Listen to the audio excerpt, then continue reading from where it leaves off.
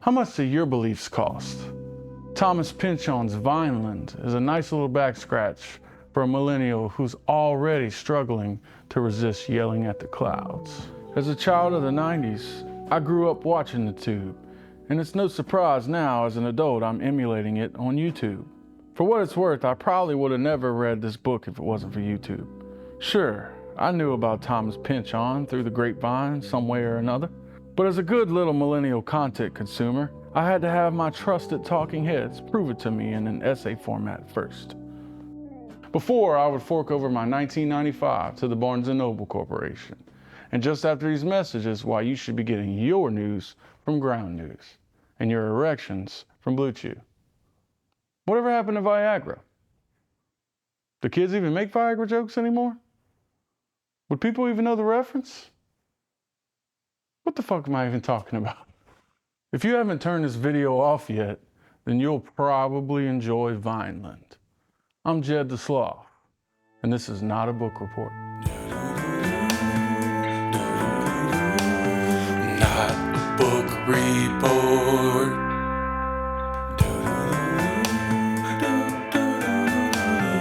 Not a book report. Not a book report. Not a book report. Vineland is a story about what happens when the cause that seemed worth fighting for dries up and catches fire years later when you forgot all about it. Zoid Wheeler is an old fried West Coast hippie in the Reagan 80s, about 20 years past the crest of flower power.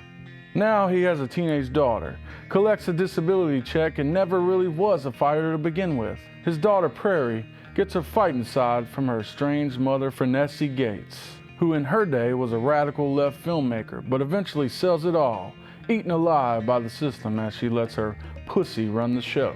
The director of that show would be Brock Vond, a federal prosecutor who uses and is used by Finessie to peel apart the remnants of the 60s from the inside out. But Brock is also being used by the big brother hand that feeds him. The story unravels itself in the most confusing and non-linear way possible. It's not easy to follow, it doesn't make perfect sense, and it just sort of ends. In classic postmodern fashion, the message is there, but you're gonna have to know the secret handshake to find it. I know what I'm getting myself into when diving into some Pynchon. But once your balls deep into it, you still can't help wondering if you accidentally microdosed some mushrooms. Or at very least forgot to drink enough water that day or something like that. As I've stated before, reading makes me feel stupid sometimes. But I've come to accept that as a good thing. When sitting in a quiet room all by yourself, staring into an off-white page, sometimes things get a little weird. Don't worry, that's how you know you're doing it right. That's the FOMO, an inability to think your own thoughts, expelling itself from your body. It's not supposed to always be pleasant. You know, buy the ticket, take the ride, all that stuff. Whoops. Wrong unhinged white guy, literature bro author. This is the writer that no one even knows for sure if he exists. Thomas Pynchon is sort of like Mr. House. I've seen that one picture of him, but nobody seems to actually know if he's a real person or not. Which, no matter what your beliefs are, this is an incredible thing to pull off in today's world. Or maybe it's not that difficult at all in a world where the view is social currency. I can't lie. Once I post this video you're watching right now, I'll occasionally be checking its view count, no matter if I want to or not. And I can't help but wonder if the alternative millennial bro goat himself, Paul Thomas Anderson, is subject to this same conditioning. Maybe I should have watched one battle after another in IMAX like I was supposed to. Shame on me. But a wise TV man once told me, it's gotta look good on the shittiest screen.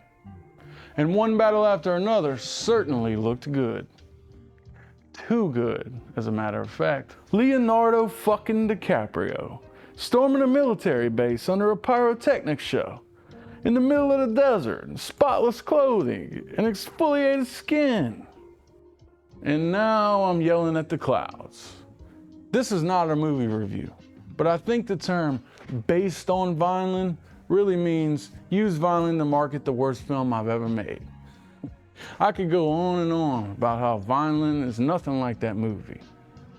But I'm sure there's a lot of YouTube channels who've done it way better than I can. Or maybe not. Everyone seems to love this fucking film. The point is, one battle after another did not leave me thinking about what it was trying to say. And maybe that is saying something about the society we're living in. And that's what Pynchon was trying to tell us in Vineland. When Vineland was released in 1990, we didn't yet have streaming to be able to cut open and dissect a work of art over and over, or the endless feed of takes from reviewers and influencers and reels and TikToks and mindless fucking flesh vessels who don't know their mouth from their asshole. And here I am, in the midst of all that, giving you my take. Or well, that's not what I'm trying to do, but I don't know, man. As you scroll past at hyperspeed day in and day out, even the greatest mind can start to look no different than any other old jabroni. I can make the most astute observation on how one battle after another sucks, but the guy before me in the doom scroll farted into a balloon and he had over 1 million views, so maybe I'm just a hater.